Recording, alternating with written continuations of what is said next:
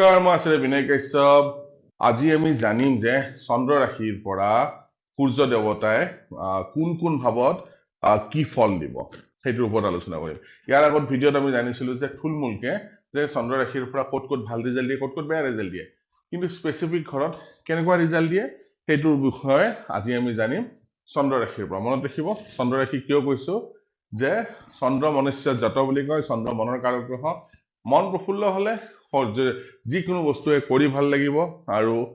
সুখ অনুভৱ হ'ব আৰু যেহেতু আমি ৰাশিটো চন্দ্ৰ ৰাশিৰ পৰা চাওঁ পেপাৰে পত্ৰে হওক মেগাজিনে হওক টিভিতে হওক সদায় চন্দ্ৰ ৰাশিক প্ৰিফাৰেন্স দিয়ে আৰু টেক্সটো কৈছে যে ডেইলিৰ ভিডিঅ আমি ডেইলিৰ বিষয়ে যদি জানিব লাগে ক্ষমা কৰিব ডেইলি কি ঘটনা ঘটিব জানিব লাগে তেনেহলে আমি চন্দ্ৰ ৰাশি চোৱা দৰকাৰ তো টপিকটো ট্ৰেনজিটে হ'ব গুছৰ ঠিক আছে আমাৰ টপিকটো হ'ব ট্ৰেনজিট ঠিক আছে ট্ৰেনজিট ফ্ৰম মুনশ্বাইন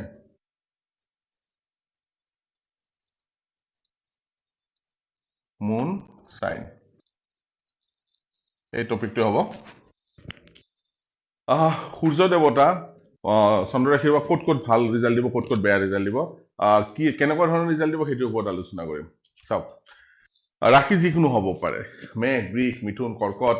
সিংহ কন্যা তুলা বৃশ্চিক যিকোনো হ'ব পাৰে আপ টু মীন ৰাশিলৈকে মনত ৰাখিব যিটো ৰাশি হয় কাৰোবাৰ যদি তুলা ৰাশি হয় তুলা ৰাশিটোক 1 নম্বৰ বুলি ধৰিব মেঘ ৰাশি হলে মেঘ ৰাশিটোক 1 নম্বৰ বুলি ধৰিব এবং কুণ্ডলী মাধ্যমেৰে আমি বুজিব চেষ্টা কৰিম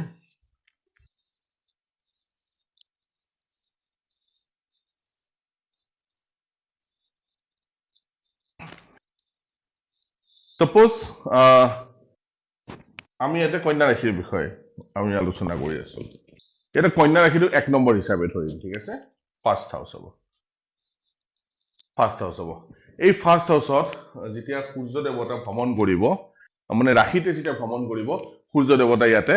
জাতকক ভাল পৰিণাম নিদিয়ে কি দিয়ে ষ্টে এৱে ফ্ৰম হোম তেও ঘৰৰ পৰা দূৰত থাকিবলগীয়া হয় ঘৰ এৰি যাবলগীয়া হয় বা ঘৰৰ পৰা দূৰত থাকিবলগীয়া হয় যদি সূৰ্য দেৱতা ফাৰ্স্ট হাউসত ভ্ৰমণ কৰে ঠিক আছে ফাৰ্স্ট হাউসত ভ্ৰমণ কৰিলে কি হ'ব ঘৰৰ পৰা দূৰত থাকিবলগীয়া হয় এই সূৰ্য দেৱতাই যেতিয়া ৰাশিৰ পৰা দ্বিতীয় ভাৱত ভ্ৰমণ কৰিব ঠিক আছে দ্বিতীয় ভাৱত যেতিয়া ভ্ৰমণ কৰিব তেতিয়া হলে কি হয় তেওঁলোক জীৱনত বিপদ অহা সম্ভাৱনা থাকে বিপদ আহে যিকোনো ক্ষেত্ৰৰ বিপদ হ'ব পাৰে মানিটাৰী বিপদ হ'ব পাৰে পৰিয়াল কেন্দ্ৰিক হ'ব পাৰে যিকোনো ডেঞ্জাৰ জোন যিটো কয় যিকোনো ডেঞ্জাৰ জীৱনত আহিব পাৰে সেকেন্ড হাউসতো সূৰ্য দেৱতাৰ নিগেটিভ ৰিজাল্ট আহা দেখা পোৱা যায় কিন্তু সেই সূৰ্য দেৱতা যেতিয়া থাৰ্ড হাউসৰ মাজেৰে ভ্ৰমণ কৰিব ঠিক আছে ৰাশিৰ পৰা থাৰ্ড হাউসৰ মাজেৰে যেতিয়া ভ্ৰমণ কৰিব কি কৰিব গেইন অফ মানি টকাৰ বৃদ্ধি কৰাব ধনৰ বৃদ্ধি কৰায় সেই সূৰ্য দেৱতাই ঠিক আছে ইয়াতে থাৰ্ড হাউসত সূৰ্য দেৱতাই সদায় ধনৰ বৃদ্ধি কৰায় সেই সূৰ্য দেৱতা যেতিয়া ৰাশিৰ পৰা ফৰ্থ হাউসত ভ্ৰমণ কৰিব ঠিক আছে ফৰ্থ হাউসত যেতিয়া ভ্ৰমণ কৰিব এডিকশন বঢ়াই দিব এইটো ভাল নহয় এডিকশন মানে কেনেকুৱা জুৱা সত্ত্বাও হ'ব পাৰে মদো হ'ব পাৰে নানা ৰকমৰ এডিকশন জাতকক বঢ়াই দিব জাতক বা জাতিকাক বঢ়াই দিয়ে আৰু এডিকশন বেছি হোৱাটো কোনো দিনা ভাল বুলি আমাৰ শাস্ত্ৰত কোৱা হোৱা নাই ঠিক আছে এইটো কাৰণে এডিকশনটো সূৰ্য দেৱতাৰ নিগেটিভ প্ৰভাৱ আমি পাওঁ আৰু ফিফথ হাউসত যেতিয়া সূৰ্য দেৱতা ৰাশিৰ পৰা ফিফথ হাউসত পাৰ কৰিব ঠিক আছে এইবিলাক ৰাশি নাই এইবিলাক ভাৱ মনত ৰাখিব যে ৰাশিৰ পৰা ফিফথ ভাৱত যেতিয়া ভ্ৰমণ কৰিব প্ৰভাৰ্টি আনে জাতকৰ জীৱনত কি হয় জাতক দুখীয়া হয় যিকোনো ক্ষেত্ৰত ধনৰ হ'ব পাৰে ৰিলেশনশ্বিপৰ হ'ব পাৰে জাতকৰ জীৱনত দুখ আনে জাতক দুখীয়া কৰে যেতিয়া ৰাশিৰ পৰা সূৰ্য দেৱতা ফিফথ হাউসত ভ্ৰমণ কৰি থাকে ঠিক আছে ইয়াতেও নিগেটিভ দেখা পায় ঠিক আছে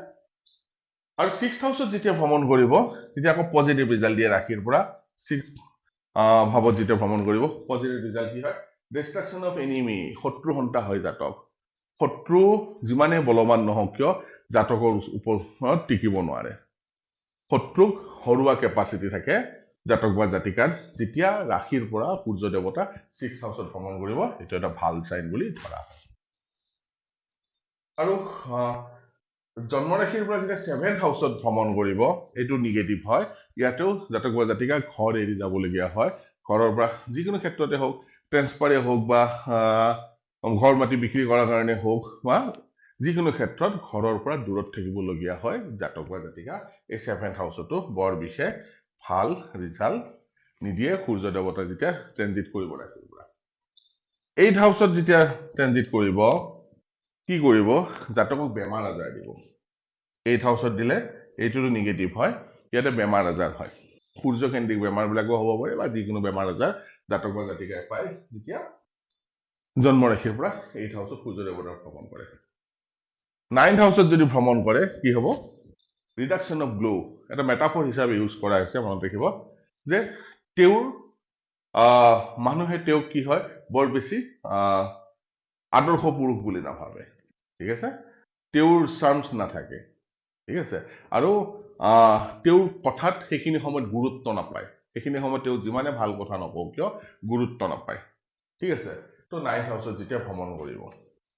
ইয়াতো নিগেটিভ বুলি ধৰা হয় সূৰ্য দেৱতা যেতিয়া জন্ম ৰাশিৰ পৰা 9th হাউচত ভ্ৰমণ কৰিব কিন্তু 10th হাউচত যেতিয়া ভ্ৰমণ কৰিব এইটো এটা খুব ভাল চাইন বুলি কোৱা হয় কাৰণ কিয় জন্ম ৰাশিৰ পৰা 10th হাউচত যেতিয়া সূৰ্য দেৱতা ভ্ৰমণ কৰিব ডিজায়াৰৰ ফুলফিলমেণ্ট হয় ঠিক আছে 10th হাউচত ডিজায়াৰৰ ফুলফিলমেণ্ট মানে কি জাতক বা জাতিকাৰ মনৰ আশা পূৰণ হয় মনৰ আশা পূৰণ যিকোনো ক্ষেত্ৰত হোৱা দেখা পোৱা যায় যদি জন্ম ৰাশিৰ পৰা সূৰ্য দেৱতা 10th হাউচত ভ্ৰমণ কৰি থাকে এইটো এটা পজিটিভ চাইন 11th হাউচত যদি ভ্ৰমণ কৰে জাতক বা জাতিকা যিকোনো ক্ষেত্ৰত প্ৰফিট আহে ঠিক আছে এইটো এটা ভাল চাইন বুলি ধৰা হয় প্ৰফিট হ'ব গেইন হ'ব বৃদ্ধি হ'ব জাতক বা জাতিকাৰ 11th হাউচত যদি জন্ম ৰাশিৰ পৰা ভ্ৰমণ কৰে আৰু 12th হাউচত যদি ভ্ৰমণ কৰে তেনেহ'লে খৰচৰ মাত্ৰা বাঢ়ে যিকোনো ক্ষেত্ৰত খৰচ বৃদ্ধি হয় 12th হাউচত ইয়াতে নিগেটিভ বুলি ধৰা হয় খৰচ বাঢ়িব যেতিয়া জন্ম ৰাশিৰ পৰা সূৰ্য দেৱতা 12th হাউচত ভ্ৰমণ কৰি থাকিব ঠিক আছে তো আমি কি বুজিলো যে